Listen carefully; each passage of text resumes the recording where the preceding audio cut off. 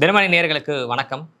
இந்த ஐபிஎல் போட்டியில் இதுவரைக்கும் புள்ளிகள் பட்டியலில் கணக்கே தொடங்காத சிஎஸ்கே டெல்லிக்கு எதிராவது கணக்கை தொடங்குவாங்களா அப்படின்னு பல ரசிகர்கள் அவளோட காத்துக்கிட்டு இருக்கிறாங்க. அவர்களில் ஒருவர் தான் நம்ம தமிழ் வேந்தன்.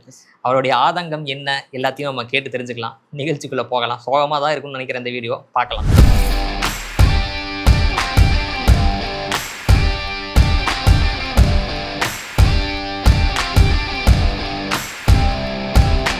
சொல்லுங்க தமிழ். சேப்பாக்காமல் நடக்குது, சொந்த வீடு, சிங்கத்தோட குகை, டென்னு, இதுலயாவது அந்த 2 புள்ளி கிடைக்குமா? இல்ல கிடைக்கணும், கிடைச்சே ஆகணும் அப்படிங்கிறதுக்காக தான் எல்லாரும் எதிர்பார்த்துட்டு இருக்கோம். கிடைக்கலன்னு என்ன பண்றது, அதுக்காக அப்படி வாங்கிட்டு வர முடியும். கிடைக்கும் அப்படின்னு நம்பிக்கை இருக்கு. இப்போ எதுவுமே நம்பி சொல்ல முடியல. இப்போ சிஎஸ்கே வந்து இதை ஜெயிச்சிருவாங்க, இந்த மாதிரி கான்ஃபிடன்ஸா இந்த டீம் நாங்கள் வந்து வின் பண்ணிடுவோம் அப்படின்னு சொல்ல முடியல. ஆனால் இந்த மேட்ச் தோத்தாங்கன்னா மொமெண்டம் போகுங்கிறது மட்டும் ஷோரா எல்லாருக்கும். என்ன மொமெண்டம் இருக்கு போகிறதுக்கு? இல்லை மொமெண்டம் போகும்னா என்ன சொல்றேன்னா, இப்போ தோத்தாங்கன்னா அது 4வது மேட்ச் கன்சிக்யூட்டிவா தோக்குறாங்க. வந்து அடுத்து வர 10 மேட்ச்ல 10ல வந்து 9 போட்டிகள் வந்து ஜெயிச்சாகணும் அப்படிங்கிற மாதிரி ஒரு நெருக்கடி தள்ளப்படுவாங்க. இந்த மாதிரி ஜெயிச்சாங்கன்னா வந்து என்னன்னா வந்து உங்களுக்கு வந்து ஒரு கான்ஃபிடன்ஸ் கிடைக்கும். தோத்துட்டாங்கன்னா என்ன ஆகுனா அது இன்னும் வந்து நிலைமையை மோசமாக்கி வைக்கணும் அப்படின்னு சொல்றாங்க. அந்த மொமெண்டம் வந்து சுத்தமாக போயிடும், திரும்பி ட்ராக்ல வர முடியாது, அந்த மாதிரி ஆயிரும் நான் சொல்ல வரேன். ஒரு நல்ல செய்தி என்னன்னா, டேவால் பிரேவிஸ் மேபி விளையாடுவதற்கான வாய்ப்பு இருக்கிறதா சொல்லியிருக்கிறாங்க. ஸோ அவர் வந்தாருன்னா ஒரு நல்ல விஷயம்னு வச்சுக்கலாம். கண்டிப்பாக பேட்டிங் பொறுத்த வரைக்கும் என்னன்னா வந்து அவர் வந்து அடிஷனல் ஸ்ட்ரென்த் தான் வந்து. ஆனால் என்னன்னா பேட்டிங் வந்து ரொம்ப குறை சொல்ல முடியாதுன்னு நினைக்கிறேன். வந்து சென்னையை பொறுத்த வரைக்கும் பவுலிங் தான் ரொம்ப ரொம்ப வீக்காக இருக்காங்க. ஃபீல்டிங், பவுலிங் மற்ற டிபார்ட்மெண்ட் வீக்காக இருக்காங்க. பேட்டிங் பொறுத்த வரைக்கும் அவங்க வந்து ஃபர்ஸ்ட் மேட்ச்க்கு அப்புறம் மற்ற 2 மேட்சுமே ஓரளவுக்கு ஜஸ்டிஃபை பண்ணி 200+ ஸ்கோர் அடிச்சாங்க. வந்து ஓப்பனர்ஸ் தான் வந்து ஓப்பனர்ஸ் இல்லாமலே என்ன பண்ணாங்கன்னா வந்து 200+ ஸ்கோர் அடிச்சிருக்காங்க. ஓப்பனர்ஸ் தான் இன்னும் வந்து என்னன்னா வந்து அடிக்கவே ஆரம்பிக்கல. அது வந்து இந்த நெக்ஸ்ட் மேட்ச்ல அடிச்சாகணும். இப்போ சஞ்சு சாம்சன் மேலேயும் மிகப்பெரிய எதிர்பார்ப்பு இருக்கு. எதிர்பார்ப்புக்கும் சஞ்சு சாம்சன் மேலே இருக்கு. ருத்ராஜ் கிரிக்கெட் மேலே எதிர்பார்ப்பு ப்ளஸ் அந்த கேப்டனுங்கிற ஒரு ஆடட் ப்ரெஷர் இருக்கு. வந்து அவர் என்னன்னா நம்ம ஆல்ரெடி பேசின மாதிரி தான் வந்து உள்ளுக்குள்ள சொல்லிட்டு வரும்போதே என்னன்னா வந்து நாங்கள் ஓப்பனிங் இறங்கதே வந்து நல்லா அதிரடியான தொடக்கத்தை கொடுக்கறதுக்கு தான் அப்படின்னு சொல்லியிருக்காரு. அப்போ அதுக்கேற்ற மாதிரி ஜஸ்டிஃபை பண்ணுற மாதிரி வரைக்கும் விளையாடல. வந்து அப்போ டிஃபைனிங் நாக் எதுவுமே இங்கே இல்லை. வந்து ஒரு ரொம்ப ரொம்ப லோவான ஸ்கோர் அவுட் ஆகிட்டு போயிருக்காங்க. அவங்க 2 பேரும் பிளாஸ்ட் பண்ண வேண்டிய இடத்துல நல்லா இருக்காங்க. நல்லா வந்து ஒரு பவர் பிளேல ஒரு அதிரடியான தொடக்கத்தை கொடுத்து 80+ ரன்ஸ் அடிச்சாங்கன்னா வந்து நல்லா ஜெயிக்கிறது ஒரு வாய்ப்பாக இருக்கும். ஃபர்ஸ்ட் பேட்டிங் முடிச்சாங்கன்னா பார்க்கலாம். எனக்கு தெரிஞ்சு டீம் என்னவா இருக்கும் அப்படின்னா, டேவால் பிரேவிஸ் வராரு அப்படின்னா கார்த்திக் சர்மாலையா அவர் வெளில போவாரு அப்படின்னு நான் நினைக்கிறேன். நான் ஏன்னா பிரசாந்த் பீர் ஓரளவுக்கு அவர் பேட்ல இருந்து ரன் வந்துருச்சு. அவரை வெளில வாய்ப்பு இருக்கு. அவர் உள்ள வந்துருவாரு. அதுக்கப்புறமா மேட் ஹென்ரி வந்து எனக்கு தெரிஞ்சு வெளியில அனுப்பிட்டு நம்ம வெஸ்ட் இண்டீஸ் உடைய அந்த சுழற்பந்து வீச்சாளர் அகில் ஹுசைன் உள்ள கொண்டு வர வாய்ப்பு இருக்கு. அவர் உள்ள கொண்டு வருவாங்கன்னு நினைக்கிறேன் நான். ஏன்னா எல்லாருமே அந்த ப்ரெஷர் போட ஆரம்பிச்சிட்டாங்க. 1 2வது டீமும் ஸ்ட்ரகிள் ஆகுது அப்படின்றது தெரியுது.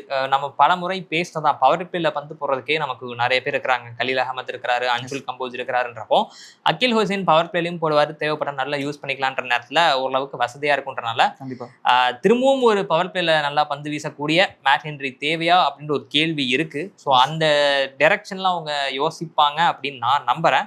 ஸோ அப்படி போகும் பட்சத்தில் நம்ம சொன்ன மாதிரி மேட் ஹென்ரிக்கு பதிலாக அகில் ஹுசைன் வர்றதுக்கு வாய்ப்பு இருக்கு. நீங்க என்ன நினைக்கிறீங்க? இல்லை டீம் பொறுத்த வரைக்கும் சேஞ்சஸ் பண்ணணும்னா வந்து நம்ம இதுதான் பண்ணியாலும் வேற வந்து அங்கே உள்ளுக்குள்ள கொண்டு வரது வேற பவுலர்ஸும் யாரும் இல்லை. வந்து வேற ஆப்ஷன் சிஎஸ்கே கிட்ட இருக்கிற ஒரு ஆப்ஷன்னா வந்து அவரை வந்து ஒரு நல்ல பிளேயர் தான் உள்ளுக்குள்ள எடுத்து போட்டுருவாங்க. யூஸ் பண்ணல, அவரே யூஸ் பண்ணி பார்த்துருவோம் அப்படிங்கிறது தான் வந்து அவங்களுக்கு உள்ள ஒரே ஆப்ஷனாக இருக்கும். ஒரு ஸ்பென்சர் ஜான்சன் வரதான் லேட் ஆகும் தெரிஞ்சு போச்சு. அப்போ வேற வழியில இவங்க தான் கொண்டு வந்தாங்க. வந்து அகில் ஹுசைன் தான் கொண்டு வரணும். அவர் அகில் ஹுசைன் வந்து நீங்கள் சொன்ன மாதிரி பேட்டிங் எல்லாத்துலேயுமே வந்து அவர் வந்து ஃபில்அப் பண்ணிடுவார். மேட் ஹென்ரிக்கு வேலை அவர் வந்து கொண்டு வரதுக்கு நிறைய சான்சஸ் இருக்குது. ஸோ பார்க்கலாம். நம்ம அடுத்து இந்த 43 வயது இளம் விவசாயி வந்து இந்த முறை விளையாடுவதற்கு வாய்ப்பு கம்மின்னு தான் நினைக்கிறேன். அடுத்து இன்னும் சில நாட்கள் ஆகும்னு நினைக்கிறேன். ஏன்னா ஆரம்பத்திலே 2 வாரம் சொல்லியிருந்தாங்க. ஸோ இப்போ சிஇஓ காசி விஸ்வநாதன் அவரும் வந்து ஒரு அப்டேட் கொடுத்திருந்தாரு. அவர் எப்போ வருவாருன்றது தெரியல, பட் ஆனால் ரெக்கவரி ஆகிட்டு இருக்காருன்னு சொல்லியிருக்காங்க. நாளைய மேட்ச்ல அவர் எதிர்பார்க்க வேண்டாம் அப்படின்றது ரொம்ப உறுதியாகவே இருக்கு. ஆமா, அவர் வந்து இப்போதைக்கு அவரோட அவைலபிலிட்டி இப்போ இல்லை. வந்து 2 வீக்ஸ் சொன்ன மாதிரி 2 வீக்ஸ் கழிச்சு அவர் வரப்போறாரு. இன்னொன்று அவர் வந்தாலுமே அவரோட இம்பாக்ட் எங்கே இருக்குன்னா வந்து நீங்கள் சொல்லுவாங்க அந்த பேட்டிங்ல லாஸ்ட்ல தான் வந்து இருக்கும். வந்து கேப்டன் அவர் வந்தாலுமே அபியஸ் அவர் கேப்டன்ஷிப் பண்ண போகிறது கிடையாது. ருத்ராஜ் தான் வந்து அவரோட டிசிஷன்ஸ்ல ஏதாவது கேட்டால் அங்கங்கே ஹெல்ப் பண்ணுவாரே தவிர மற்றபடி அவர் எதுவும் தலையிட போறதில்ல. இது வந்து ஃபுல்லாகவே வந்துன்னா ஒரு ஃபோக்கஸ் வந்து ருத்து மேலே தான் இருக்கு. வந்து அவர் தான் ஏதாவது இங்கே வந்து பண்ணணும், நிறையா வந்து பிளேயர்ஸை பேசணும். பேசி என்னன்னா இன்னும் வந்து நம்ம சிஎஸ்கேவோட பயிற்சியாளர் சொல்லும்போது சொல்லியிருப்பாரு ஸ்டீஃபன் ஃபிளமிங் வந்து இது வந்து பழைய சிஎஸ்கே டீம் கிடையாது. இங்க நிறைய ஒரு 5-6 சேஞ்சஸ் பண்ணியிருக்கோம். அதுக்கேற்ற மாதிரி நாங்கள் வந்து டீமை வந்து இன்னும் கொஞ்சம் பாண்டிங் இன்னும் கொஞ்சம் இதாகணும். ஆன் ஃபீல்டு வந்து உங்களுக்கு தெரியல, ஆஃப் ஃபீல்டு நாங்கள் வந்து டீமை ஸ்ட்ரென்தன் பண்ண வேண்டிய இடத்துல இருக்கோம் அப்படின்னு சொன்னாங்க வந்து. இப்போ இதுக்கப்புறம் என்னன்னா வந்து இந்த இடைப்பட்ட ஒரு 5 நாள் பிரேக் கிடைச்சிச்சு. அவங்க எப்படி வராங்க, ஒரு ரெஃப்ரெஷ் ஆகி புது மைண்ட் செட்டோட வராங்களா, இல்லை பழையபடி சேம் லைக் அதே மாதிரி தான் விளையாட போறாங்களா அப்படிங்கிறது நெக்ஸ்ட் நாளைக்கு மேட்ச் நடக்கும்போது தான் தெரியும். அவங்க வந்து எல்லாத்தையும் ஓரளவுக்கு மேனேஜ் பண்ணி டீமுக்குள்ள ஒரு ஜெல் ஆகி வந்தாங்க, நல்லா விளையாண்டாங்கன்னா நல்லா இருக்கும் அப்படிங்கிறது சிஎஸ்கே ஃபேன்ஸ் எல்லாரோட எதிர்பார்ப்பாக இருக்குது. ஸோ ருத்ராஜ் கெய்க்வாட் கிட்ட நான் என்ன சொல்லிக்கணும் விரும்புறேன்னா, சொன்ன மாதிரி பிளேயிங் லெவலில் அகில் ஹுசைனை எப்படியாவது கொண்டு வாங்க, அதுக்கு ஏதாவது வழி இருக்கான்னு கண்டுபிடிங்க அப்படின்னு சொல்லுவேன் நான். மேட்சுக்குள்ளே போகும்போதே வந்து நம்ம ஜெயிக்க முடியுமா ஜெயிக்க முடியாதா அப்படின்லாம் இல்லை, நாங்கள் தான் வரோம், நாங்கள் தான் ஜெயிப்போம் அப்படின்னு ஒரு நம்பிக்கையோட போங்க. கூட வர 10 பேத்துக்கும் அதே நம்பிக்கையை ஊட்டி நீங்கள் உள்ளே கூப்பிட்டு போங்க. நம்ம தான் இப்போ ஜெயிக்கிறோம், வாப்பா பார்த்துக்கலாம்ப்பா அப்படின்னு ஒரு கான்ஃபிடென்ட்டோட போங்க. யாராவது நல்லா விளையாண்டாங்க அப்படின்னா வந்து ரொம்ப உத்வேகமாக பேசுங்க. இவன் நல்லா விளையாண்டானா அப்படின்னு ஆச்சரியெல்லாம் படாதீங்க அப்படின்ற மாதிரி விஷயங்கள்லாம் சொல்லுவேன் நான். ஸோ ஃபீல்டிங்கில் சின்ன சின்ன பிளண்டர்ஸ்லாம் வரலாம். ஸோ அதெல்லாம் கொஞ்சம் இந்த இது ஒரு மாதிரி எப்படி சொல்கிறது, ஒரு மோட்டிவேட் பண்ணுற மாதிரி பெப்டாக் கொடுங்க. அது வந்து ருத்ராஜ் கெய்க்வாட்டும் இல்லை, டீம் மேனேஜ்மெண்ட் அந்த மாதிரி விஷயங்கள்லாம் பண்ணலாம். இன்னும் கோச்சஸே கூட பல டீம்ல கோச்சஸ் வந்து நிறைய பவுண்டரி லைன் இன்புட்ஸ் கொடுத்துட்டே இருக்கிறத பார்க்க முடியுது. ஆர்சிபில நம்ம நிறைய பார்த்தோம் வந்து.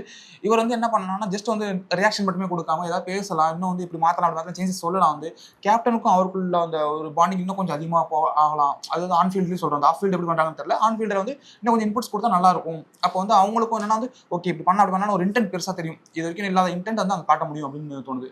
ஸோ டாக்டிக்கல் விஷயங்கள்லாம் நீங்கள் பார்த்துப்பீங்கன்னு நினைக்கிறேன். உட்காந்து ஒர்க் பண்ணுவீங்க, ஆப்போனன்ட் யார், அவங்க வீக்னஸ் என்ன, அவங்க ஸ்ட்ரென்த் என்ன, அதெல்லாம் பார்த்துப்பீங்கன்னு நினைக்கிறேன் நான்.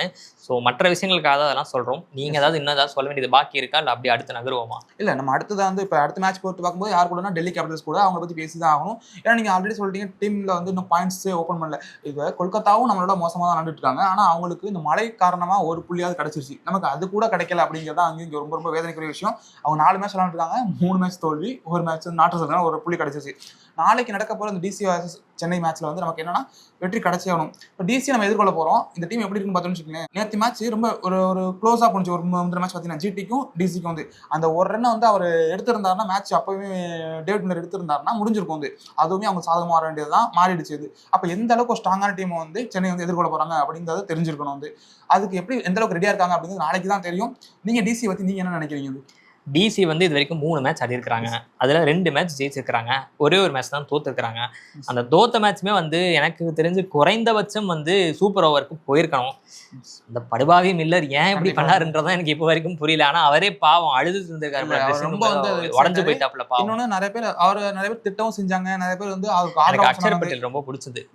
அழகா தோல் மேல கை போட்டு எல்லாம் ஒண்ணும் இல்ல, வாயா நீ வாயா பாத்துக்கலாம். ஏன்னா அவருக்கு கையில அடிபட்டு அவ்வளவுக்கப்புறம் வந்து சிரமப்பட்டு விளையாண்டு டீமை வந்து யாருமே ஃபினிஷிங் லைன் கொண்டு போகணும்னு நினைப்பாங்க, யாரும் தோக்கணும்னு நினைக்க மாட்டாங்க. அவர் வந்து அவரால் முடியும் அப்படிங்கிற ஒரு செல்ஃப் கான்ஃபிடன்ஸ்ல வந்து நின்னாரு. ஆனா கடைசி நேரத்துல என்ன பண்ண கான்ஃபிடன்ஸ் நம்ம பாராட்டி தான் ஆகணும். மேக்ஸிமம் நம்ம சுனில் கவாஸ்கர் கூட சொல்லியிருப்பாரு, ஒரு அனெக்டோட சொல்லியிருப்பாரு வந்து இதே மாதிரி 1986ல ஒரு மேட்ச் நடக்கும்போது ரவி சாஸ்திரி நானும் வந்து ஒரு டெஸ்ட் மேட்ச்ல இருக்கும்போது ரவி சாஸ்திரி வந்து என்ன பண்ணுவாருன்னா வந்து ஒரு சிங்கிள் வந்து எடுத்திருப்பாரு.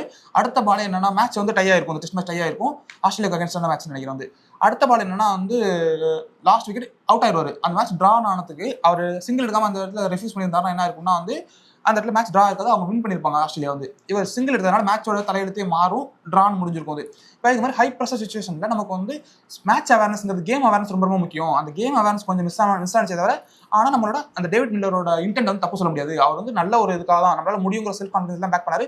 ஏன்னா ஹை ப்ரெஷர் மேட்ச்சில் இது மாதிரி நடக்கிறது வழக்கம் தான். வந்து அதனால பெருசாக அவர் கொலை சொல்ல தேவையில்லை அப்படிங்கிற மாதிரி அவர் வந்து அவருக்கு பேக் பண்ணியிருப்பார். வந்து ஸோ அந்த டீமில் வந்து நல்ல பேட்டிங் லைனப் இருக்குது. ஓப்பனிங்கில் கேஎல் ராகுல் ஃபார்முக்கு வந்துட்டாரு, 92 ரன். பத்தும் நிஷன்கா அவரும் வந்து போட்டு வெளுக்க ஆரம்பிச்சிட்டாரு. ஸோ இந்த ஓப்பனிங் பிரிக்கிறதே பெரிய ஒரு தொல்லையாக இருக்கும்னு நினைக்கிறேன். அந்த ஓப்பனிங் போணுச்சு அப்படின்னா அடுத்து பின்னாடி வரிசையாக பேட்டர்ஸாக இருக்கிறாங்க. அந்த சமீர் ரிஸ்வி வந்து இம்பாக்ட் பிளேயராக வந்து பெரிய இம்பாக்டை கொடுத்துட்டு இருக்கிறாரு. அக்ஷர் பட்டேல் இன்னும் எதுவும் பேட்டிங்ல பெருசாக கான்ட்ரிபியூட் பண்ணலாம், அவர் இருக்கிறாரு. டேவிட் மில்லர் என்ன பண்ணுவாரு காமிச்சாச்சு. ட்ரைஸ்டன் ஸ்டப்ஸும் நான் பெரிய ஆளுன்னு நிரூபிச்சுட்டு இருக்கிறாரு. பயமா தான் இருக்கு. எனக்கு இன்னொரு விஷயம் என்ன தோணுதுன்னா, இப்போ இவங்க எல்லாருமே நீங்க சொல்ல மாதிரி ஏதோ ஒரு மேட்ச்ல அடிச்சிட்டாங்க. இன்னும் ஒருத்தர் அந்த டீம்ல அடிக்காமலே இருக்காங்க. அந்த பையன் வந்து யாருன்னா பார்த்தீங்கன்னா நிதிஷ் ராணா. வந்து இது வரைக்கும் அவர் வந்து இன்னும் நல்லா விளையாட ஆரம்பிக்கல. திடீர்னு அவர் பாட்டு நாளைக்கு எனக்கு ஒரு மேட்ச் நாளைக்கு நான் விளையாட என்ன பண்றேன்னு சொல்லிட்டு சென்னை கூட வந்து நல்லா அடிக்க ஆரம்பிச்சாருன்னு வச்சுக்கோங்க. நிதிஷ் ராணா என்னன்னா அவர் வந்து வச்சா குடிமை அடிச்சா மொட்டை அந்த கதை தான். அடிச்சா 90 ரன் அடிப்பார், அடுத்த மேட்ச் டக் அவுட் ஆவார், திருப்பி ஒரு 80 ரன் அடிப்பார், திருப்பியும் டக் அவுட் ஆவார். அந்த மாதிரியான கேட்டகரின்றனால அதனாலதான் வந்து எப்படி என்ன மாதிரி அவர் த்ரெட்டா மாதிரி கூடாது. ஏன்னா நீ வாட்டி இந்த நாளைக்கு விளையாடுற மேட்ச்ல அடிக்கிறேன்னு சொல்லிட்டு சென்னைக்கு ஒரு பாயிண்டிங் எடுத்துட்டு போயிடாம. இன்னொன்னு நீ சொன்ன KL ராகுல் ஃபார்முக்கு வந்துட்டாரு. இப்போ நான் என்ன எதிர்பார்க்கறேன்னா அவங்க டீம்ல அவங்க ஃபார்முக்கு வந்துட்டாங்க, ஓகே. நம்ம டீம்ல ருத்ராஜ் அண்ட் சாம்சன் இவங்க என்ன பண்ண போறாங்க அப்படிங்கிறது தான் வந்து மிகப்பெரியது. இப்போ 3 மேட்ச் ஃபெயிலியர் ஆயிட்டாங்க, ஏதோ ஒரு விஷயம். 3 மேட்ச் விட்டுருங்க, அந்த ஒரு மேட்ச் 2 மேட்ச் பார்த்தோம், இப்போ 3 மேட்சும் போயிடுச்சு.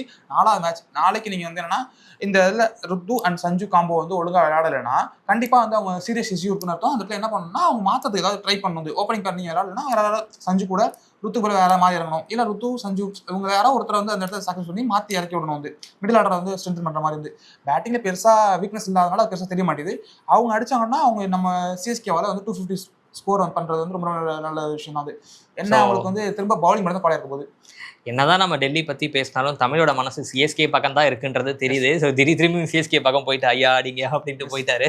ஸோ வலுவாக தான் இருக்கு CSK, சாரி டெல்லி. அதனால வலுவாக தான் இருக்கு டெல்லி. அவங்க பந்து வீச்சுலையுமே ரொம்ப ஸ்ட்ராங்காக தான் இருக்கிறாங்க. ஸ்பின்னர்ஸ் இருக்கிறாங்க, அக்ஷர் பட்டேல், குல்தீப் யாதவ், இவங்களை சமாளிக்கிறதே பெரிய சிரமம். ஸோ என்ன பண்ண போறாங்க அப்படின்றது. ஃபாஸ்ட் பவுலிங் வந்து நடராஜன் இருக்காரு, முகேஷ் குமார் இருக்காரு வந்து, அப்புறம் லுங்கி இங்கிடி, எல்லாரும் பெரிய நல்ல நல்ல ஃபாஸ்ட் பவுலர்ஸ் வச்சிருக்காங்க வந்து. இப்போ அதனாலதான் பயமா இருக்கிறது என்னன்னா வந்து ஃபுல் ஃபார்ம்ல இருக்காங்க, எல்லா பேட்டிங்லயும் ஃபார்ம்ல இருக்காங்க, பவுலிங் ஃபார்ம்ல எல்லா டிபார்ட்மெண்ட்ஸும் ஆல் தி பாக்ஸ் டிக் பண்ணி வச்சிருக்காங்க வந்து. இப்போ மேட்ச் வந்து சுவாரஸ்யமா இருக்கும்னு சொல்றதுக்கு வந்து வாய் வருது. ஆனா சுவாரஸ்யமா இருக்கிற அளவுக்கு நம்ம ஆளுங்க வந்து நீங்க ஒவ்வொருத்தரும் நம்பி சொல்லிட்டா என்ன பண்றாங்கன்னா வந்து அதை வந்து பர்ஃபார்ம் பண்ணாம போயிடுறாங்க வந்து. அதனால நாங்க CSK ஃபேன்ஸ், நானும் CSK ஃபேன்ங்கிறதுனால என்னன்னா மேட்ச் நடந்து முடிய வரைக்கும் எதுவுமே பேச வேணாம். நீங்க ஜெயிக்கிறாங்களா இல்லையா பார்த்து சஸ்பென்ஸாவே இருந்துட்டு போடும். ஏதாவது ஒரு பேச போய் அதை அவங்க பண்ணவே மாட்டாங்க. அதனால வந்து என்னன்னா மன உளைச்சல் தான் ஆகுது. ஜிங்ஸ் பண்ண வேணாம் அப்படின்னு நினைக்கிறாரு நம்ம தமிழ். ஸோ அதனால நம்ம இதோட நிப்பாட்டிக்கலாம்னு நினைக்கிறேன். ஸோ இப்போதைக்கு நம்ம கடைசியா பாத்துறோம் அப்படின்னா டெல்லி தாங்க ஸ்ட்ராங்கா இருக்கிறாங்க. நான் இந்த IPL வச்சு சொல்லலை, கடைசியா 5 மேட்ச்ல யார் அதிகம் ஜெயிச்சிருக்காங்கன்னு பார்த்தோம்னா நம்ம CSK ஜெயிச்ச மாதிரி தான் இருக்கு. ஆனால் 2023க்கு அப்புறமா CSK ஜெயிக்கவே இல்லை. 2024ல் CSKவும் டெல்லியும் விளையாண்டாங்க, அதில் டெல்லி தான் ஜெயிச்சாங்க. 2025லையும் சென்னையும் டெல்லியும் விளையாண்டாங்க, அதுலேயும் டெல்லி தான் ஜெயிச்சாங்க. ஸோ இப்போ 2026ல் மோதுறாங்க. எனக்கு என்னமோ வந்து KL ராகுல் வந்து என்னத்தையோ தூக்கிட்டு வர போறாருன்னு நினைக்கிறேன். அடிக்கட்டுங்க. ஆனா எனக்கு நான் இங்க இருக்க ஒரு CSK ஒரு சின்ன பாயிண்டா பாக்குறது என்னன்னா, இப்ப நடக்க போற மேட்சும் நாளைக்கு நடக்கிற மேட்சும் சென்னையில தான் நடக்குது. அதுக்கு அடுத்து கல்கத்தா கூட நினைக்கிறேன். அந்த மேட்ச் சென்னை கூட தான் நடக்குது வந்து, சென்னையில தான் சேப்பாக்கம் தான் நடக்குது. இவங்க இந்த மேட்ச் டெல்லி கூட ஜெயிச்சாங்கன்னா ஒரு பாசிட்டிவ் மைண்ட் செட், தோல்வியிலிருந்து மீண்டு வந்துட்டப்பா அப்படிங்கிற ஒரு மைண்ட் செட் கிடைக்கும். அதை வச்சு என்ன அடுத்து ஹோம்ல நடக்குதுங்கிறது வந்து ஒரு திரிய பத்த வச்ச மாதிரி இருக்கும், சரவடி மாதிரி வெடிக்க ஒரு கெய்னிங் மொமெண்டமா இருக்கும் வந்து. இல்ல நாங்க நாளைக்கு நடக்க வேண்டிய தோக்குறோம்னா வந்து நீ உங்களோட யாராலும் தடுக்க முடியாது, நீ தோத்துதான் இருக்கணும்னா இந்த சீசன் வந்து என்னன்னா நம்ம எதிர்பார்க்க தேவையில்லை. ஏன்னா மற்ற டீம்லாம் ரொம்ப ஸ்ட்ராங்கா இருக்காங்க. சும்மா CSKங்கிற நேம் மட்டும் வச்சுக்கிட்டு நம்ம என்ன பண்ண முடியாதுன்னா வந்து CSK நல்லா விளையாடுறாங்க அப்பான்னு சொல்லிட்டு எந்த ஒரு அந்த காலத்துல நாங்களாம் அது மாதிரி வந்து இன்னமேலுக்கு அது எடுபடாது. ஏன்னா வந்து எல்லா டீம்ஸ் ஸ்ட்ராங்கா இருக்காங்க வந்து.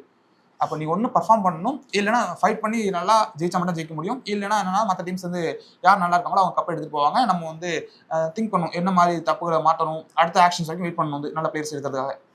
ஸோ என்னதான் CSK மோசமா ஆடி நம்ம சோகத்தில் இருந்தாலும் வாங்க தமிழ் முடிக்கிறப்போ உத்வேகத்தை கொடுத்து CSK வந்து அடுத்த மேட்ச் ஜெயிக்கிறாங்க. அந்த மேட்ச் பற்றின ஒரு சின்ன ரிவ்யூ நாங்கள் கொடுக்க தான் போகிறோம். அதில் வந்து சஞ்சு பொழந்து கட்டினாரு பார்த்தீங்களா, மாத்திரை கிழிச்சாரு பார்த்தீங்களா அப்படின்னு வந்து நம்ம பேச போகிறோம். CSK வந்து அக்கௌண்ட்டை ஓப்பன் பண்ண போகிறாங்க அப்படின்ற நம்பிக்கையில் ஒரு உத்வேகத்தோட இந்த வீடியோ முடிக்கிறோம். உங்களுக்கு என்ன தோணுச்சு அப்படின்றத கீழே கமெண்ட் பண்ணுங்கள். நன்றி, வணக்கம்.